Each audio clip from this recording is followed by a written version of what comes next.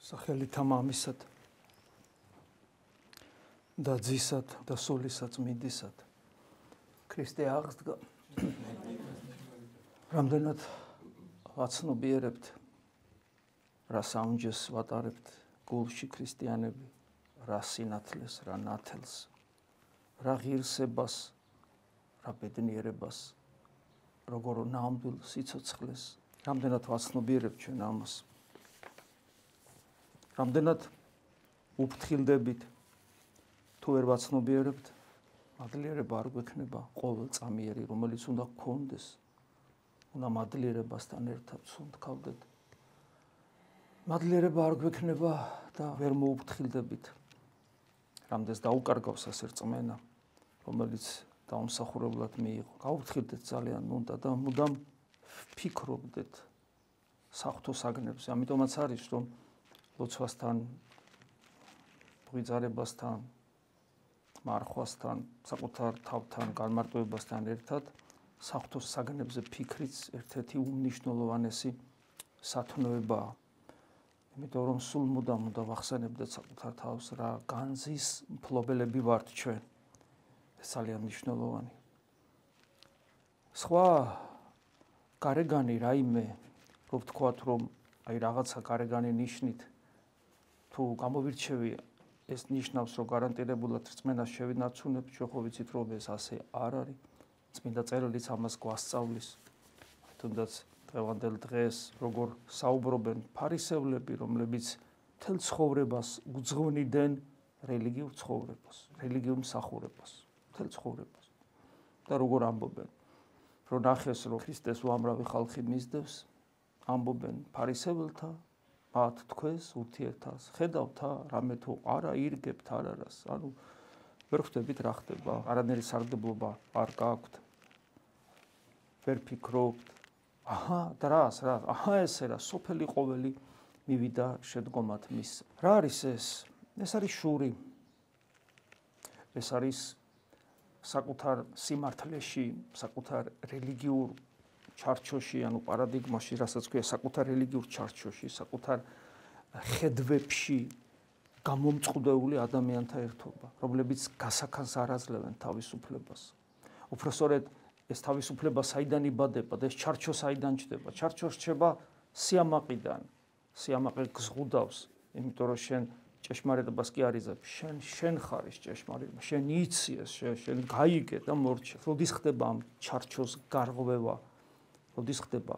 როდის სად ჩდება თავისუფლება? როცა ადამიანი სიმდაბლით მორჩილებით, შესაბამისი მორჩილებით, სიმდაბლით და მორჩილებით ჭვრეტს, ღმერთს და საღვთო განგებულებას და არ იქადნის საკუთარი სიმართლით, არამედ ეძებს მას, ის ხდება გონიერია, მოაზროვნეა, რომ არ შეიძლება ამ უკიდეგანო საიდუმლოებით აღსავს სამყაროში, ჩამარტო ხილული სამყარო რა არის და ახლა ტრანსცენდენტული რაღა არის, ხო? რომ არ შეიძლება რომ ამ პატარა, ესე იგი, შესაძლებლობების მქონე არსებას კონდეს ამბიცია, რომ შენ გესმის და შენ იცი,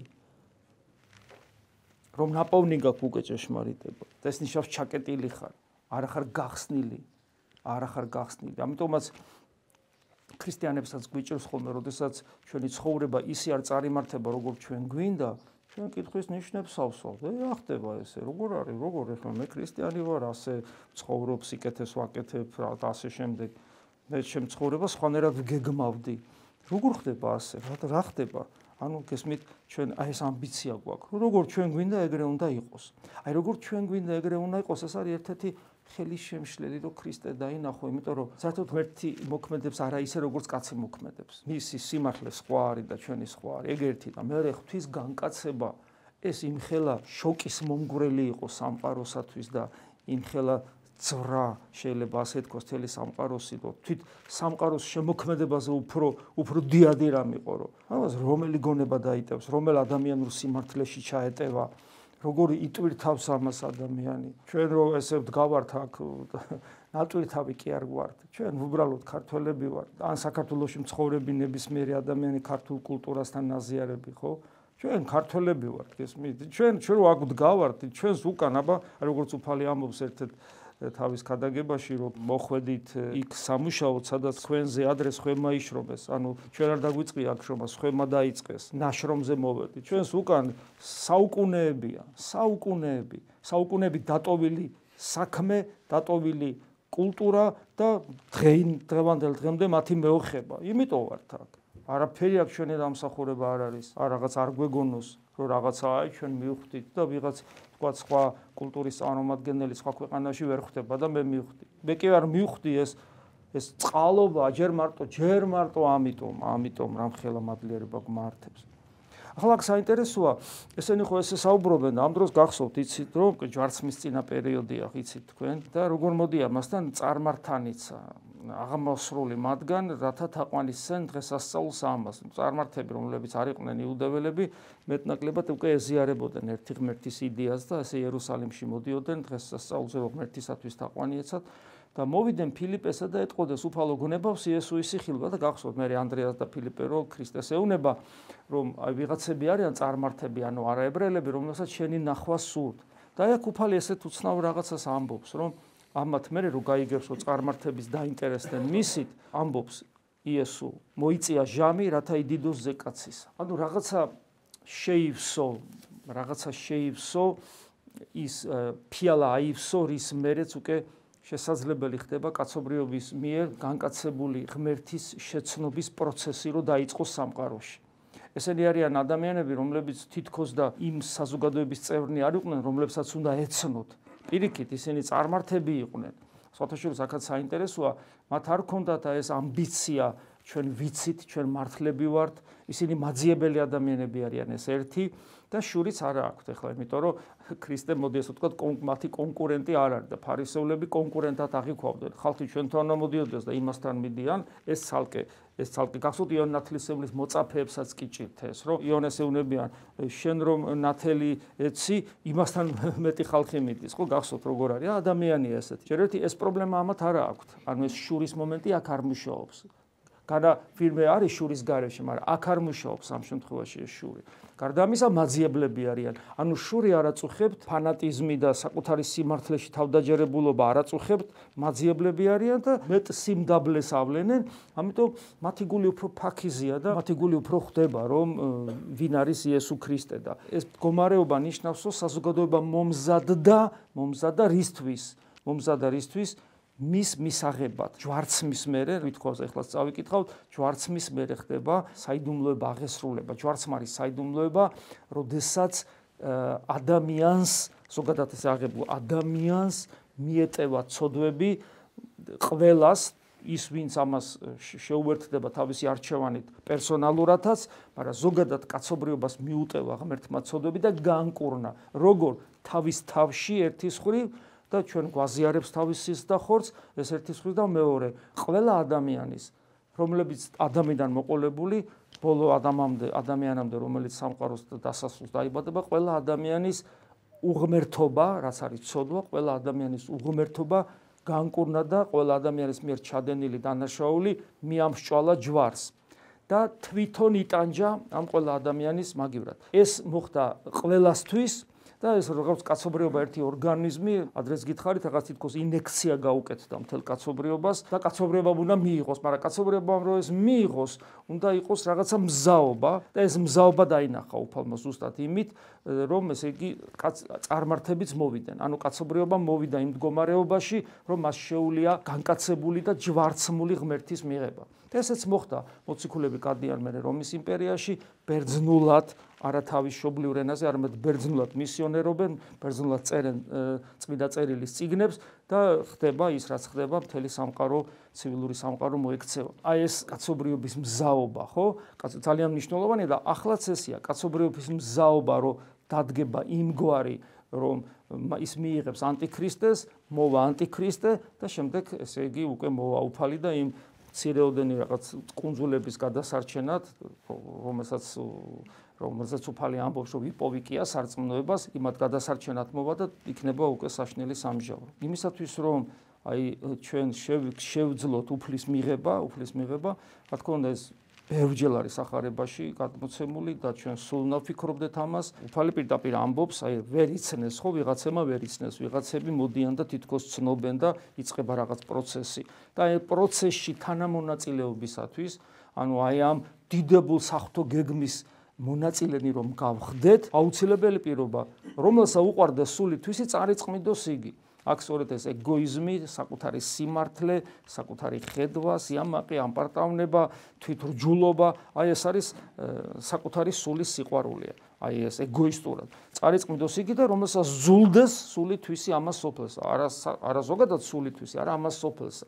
საერთოდ როგორც წესი ქრისტიანი რაც უფრო უღრმავდება ყოფიერების არსს და ამაში მას ეხმარება ასაკიც, იმიტომ რომ ასაკთან ერთად ის სულელი ხო არ არის ადამიანი, ხო ხდება რომ გახდები რაღაც ასაკის, ესე ხდები რომ მალე უნდა გახვიდე ამ სოფლიდან და მთელი ცხოვრება რომ დაკავებული იყავი ამას სოფლის სიამტკბილობის, ესე იგი გათავისებით, ამ ქვეყნიური გეგმებით.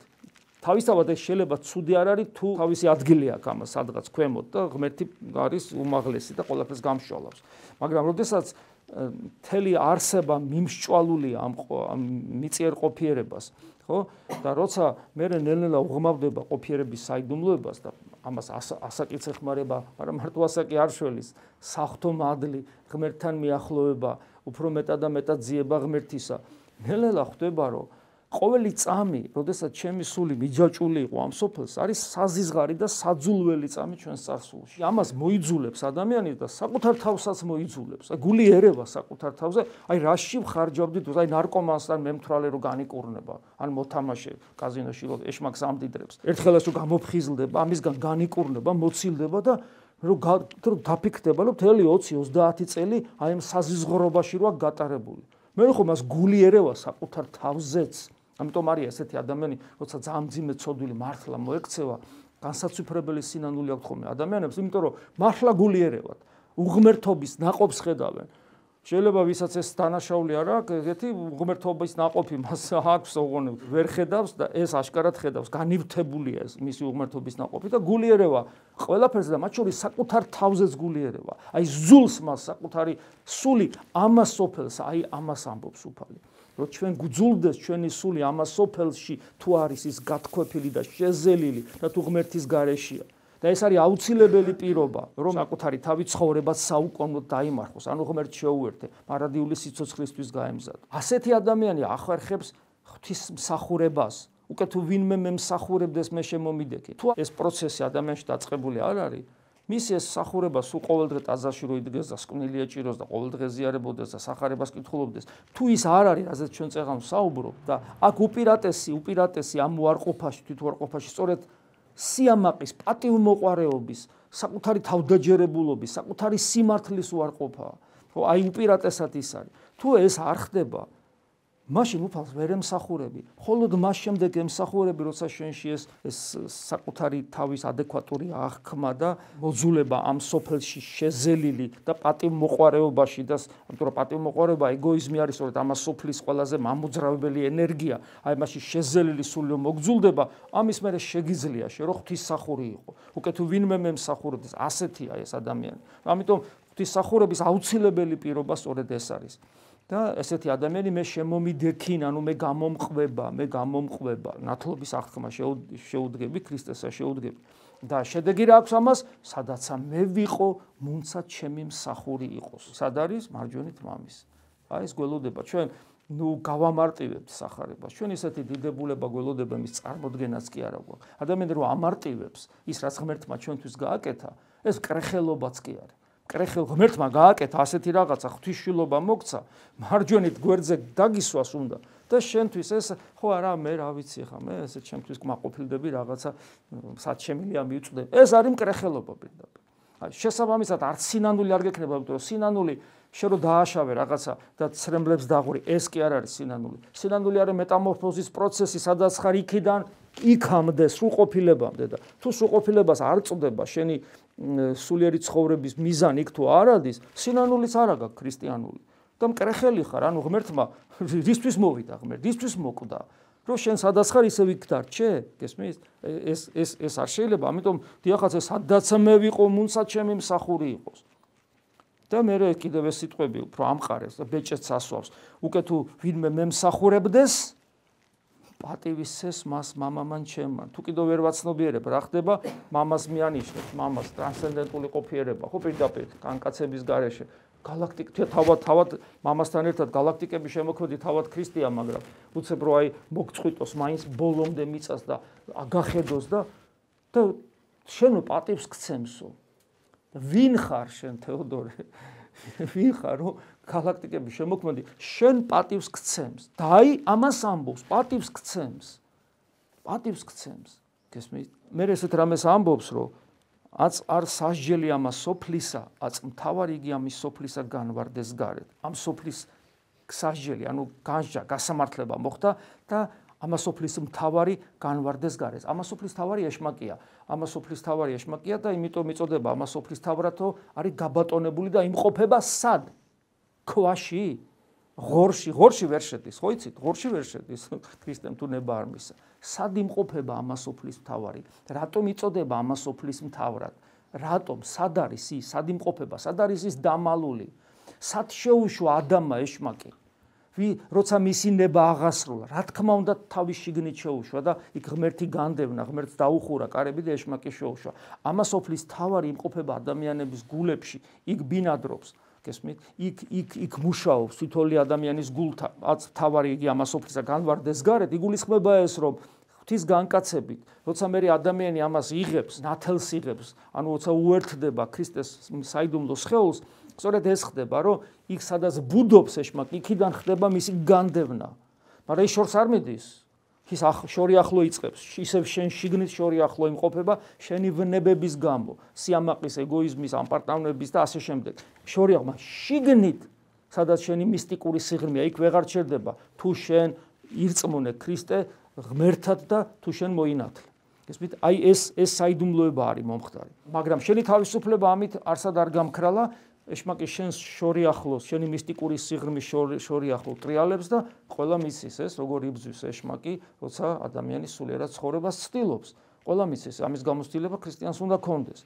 ამიტომ შენი თავისუფლება კვლავ რეალიზებადია, მიუხედავად იმისა, რომ ღმერთმა თავარი გასაკეთებელი გააკეთა, შენი გასაკეთებელი შენ გააკეთა. ლაზარე აღადგინა, მაგრამ ის რომ სახვევები მოეცალათ, მანამდე ქვა გადაეგორებინა და ის სახვევები მოეცილებინათ, ეს ადამიანებს დაუტოვა გასაკეთებლად.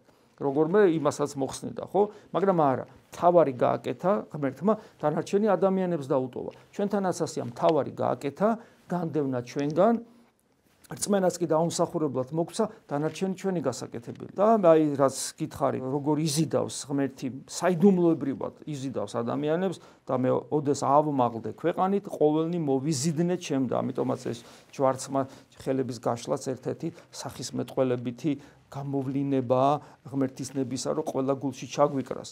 და ამას რო ამბობდა, როცა ავმაღლდე ქვეყანი და ყოველი მოვიზიდნე ჩემ და ხოლო ამას რა იტყო და აუწყებდა, რომლითა სიკვდილითა ეგულებოდა სიკვდილად. ანუ ჯვარცმაზე არის საუბარი. და მე გვახსენებს და გვაფრთხილებს უფალი, რომ მცირედ ჟამ ნათელი თქვენთან არის. ეს მცირედ ჟამი არის ჩვენი ფიზიკური სიცოცხლე. არ გვმენება უფალი, რომ დიდხანს იცოცხლებ, დიდხანს იქნება. არ გვპირდება ამას. არ გვპირდება. მცირედ ჟამი იქნები შენ ცოცხალი. ამ ქვეყანაზე, როცა შენი თავისუფლება უნდა რეალიზდეს. ამიტომ გვეუბნება მცირედ ჟამ ნათელი თქვენთან არის. ვიდოდეთ, ვიდრე ნათელი გაქვს. ანუ ვიდოდე ნიშნავს შემოქმედებითად იცხოვრე. რომ მოკვდები, შემოქმედებითად ვეღარ იცხოვრებ. იმიტომ რომ შენ გადადიხარ მოლოდინის მდგომარეობაში. აი მაგალითი რო თქვათ არის ნარკომანი, რომელსაც უნდა რომ დაანებოს მოწევას თავი და მას ხორცით თხოვს, სისხლით თხოვს, ხო? და ქრისტეს გულიზე მას უნდა რომ მოწევას, ანუ წამალს თავი დაანებოს. ეს ადამიანი თუ დაამწყდიე ციხეში, თქვათ 5 წელი იყო, რას არის, ხო? იქიდან გამოვა, ესე იგი, გასუფთავებული და მას ეს მოთხოვნილება აღარ ექნება, მაგრამ იქიდან რომ გამოვა, იქ რო არ მოიხმარს ნარკოტიკს ციხეში, ჩვენ ვერ ვიტყვით, რომ ის გათავისუფლებულია. იმიტომ რომ მას არ აქვს შემოქმედებითი ღვაწლი. ხორცთან ჭიდილში ვერ ამტკიცებს, ვერ ასაბუთებს, ვერ აჩვენებს ქრისტესადმი სიყვარულს. ბრძოლაში ვაჩვენებთ ჩვენ რომ ღმერთი გვიყვარს. და ეს მარტო ნარკოტიკს ხوار ეხება. ეს ეხება ჩვენ ეგოიზმს, ანგარებას, შურს, usიყვარულობას, სიძულვის, სიფიცხეს, მრისხანებას, 1000 მიდრეკილებებს, ხორციელ პირუტყულ მიდრეკილებებს, ეს ხო ყველაფერს ეხება.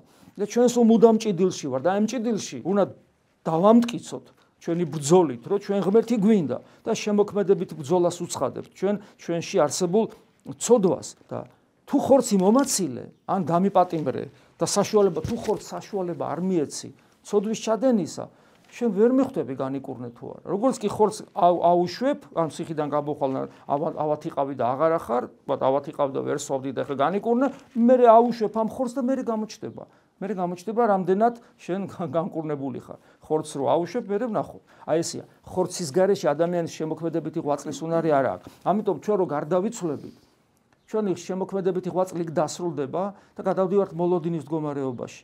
ამიტომ ჩვენ აქ უნდა მოვასწროთ ღმერთის შეყვარება, ღმერთის სიყვარული. ამიტომაც ვიდრე გაქვთ ნათელი, რათა არა გეწიოს თქვენ ბნელი, იმიტომ რომ გარდავიცვლებით და მორჩა. აი ეს ამას ნიშნავს. ასევე სიბნელეში იგულისხმება, რა თქმა უნდა, უცა ადამიანში რწმენა მინელდება და შეიძლება ჩაქრეს.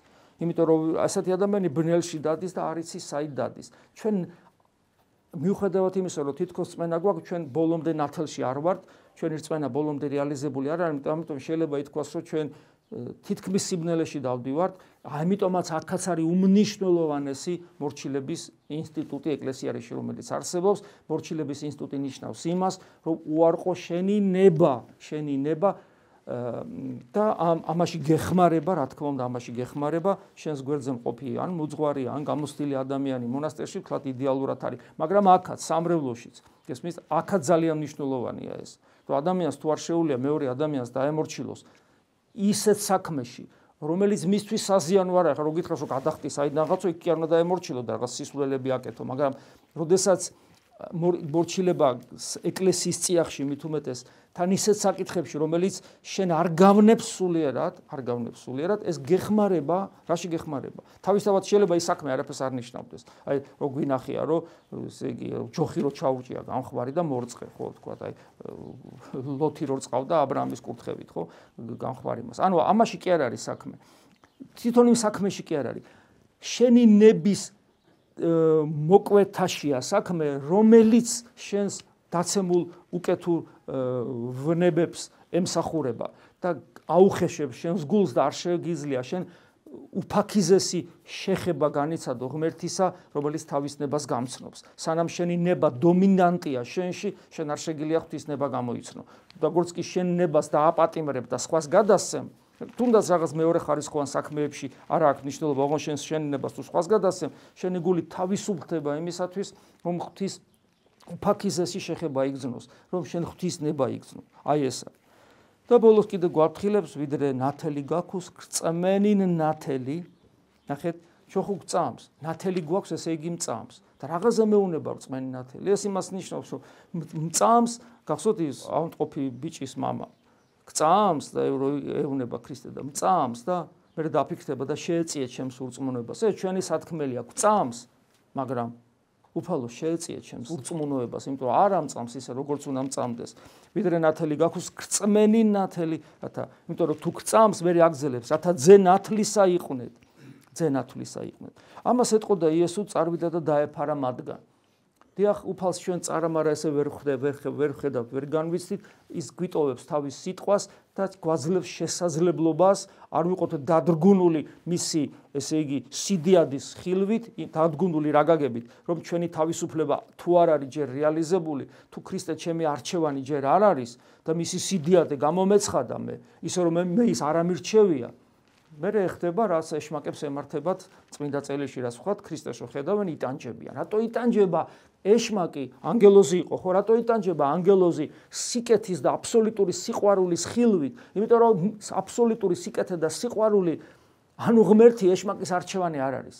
ამიტომ სანამ ჩემი არჩევანი ბოლომდე არ რეალიზებულა, რაც ჩემს ცხოვრებაში მოწამეობრივ ღვაწლში უნდა გამოვლინდეს, ამიტომ უფალი მზოგავს და ბოლომდე არ მაჩვენებს თავის თავს. იმიტომ რომ მე მაშინ მისი ავტორიტეტით დავიდგუნები და ეშმაკის მდგომარეობაში აღმოჩნდები, რომლებიც ეხვეწებიან ქრისტეს, წადი, იტანჯებიან. ჩვენ ძალიან ადრე მოხდით ჩვენ სატანჯველოდ. გესმით რა მდგომარეობა თავისუფალი არსება, როგორ შეიძლება დაიტანჯოს აბსოლუტურ სიკეთეში და სიყვარულში. აი როგორც ორი ჯვარცმული ავაზაკი რო იყო. ერთი მარცხნივ ჯვარცმული ავაზაკი, ისედაც ხო გამწარებული იყო, კვდებოდა, ტკიოდა და მოიცალა სიძულვილისთვის მოიცალა, რომელიც ქრისტეს დაათხია თავზე. განსხვავებით მარჯვნივ ჯვარცმული ავაზაკის. აი ეს არის. ასე რომ შეგვეწია სუფალი ვიფიქროთ საღვთო საგნებზე ძალიან ბევრი, რომ მუდამ შევძლოთ ჩვენი ღმერთს ასწენილი ცხოვრებაში და გზაზე სულაში ეს კორექტირების შეტანა, რომ სულ მუდამ სწორად ვიაროთ. შეგვეწია სუფალი ამინ. მადლი უფლისა ჩვენისა იესო ქრისტეს და სიყვარული ღვთისა და მამის და ზიარება სულისა წმინდის იყოს თქვენ ყოველთა თანა. ამინ. ქრისტე აღსდგა.